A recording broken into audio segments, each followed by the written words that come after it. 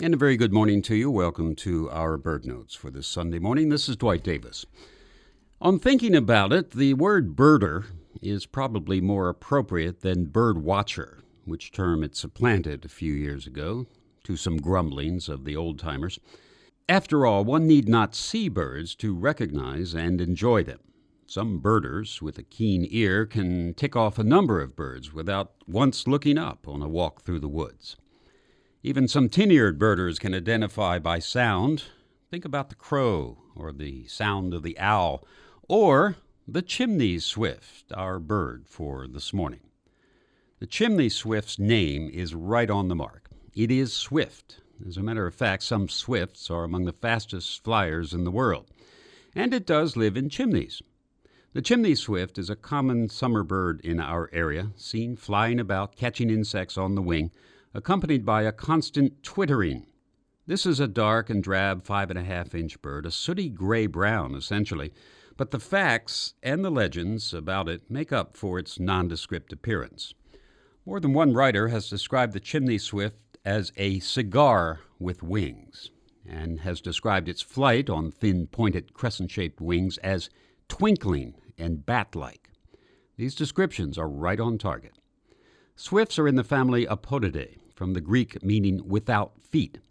This is not inaccurate either. When is the last time you saw a chimney swift's feet? The feet are small, weak, and seldom seen, and are used only for clinging to the walls of chimneys. Chimney swifts do not, like the swallows they superficially resemble, perch on wires or branches. They fly.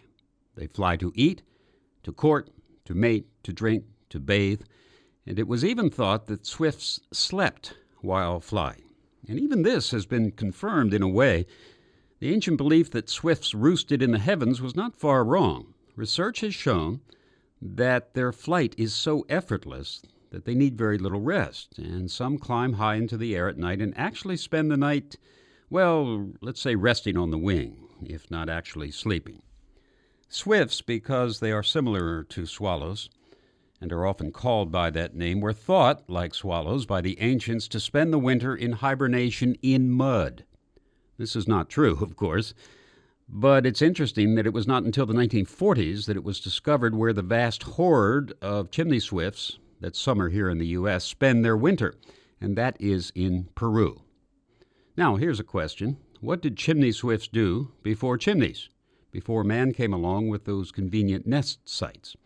Well, they nested in hollow trees. That's the answer.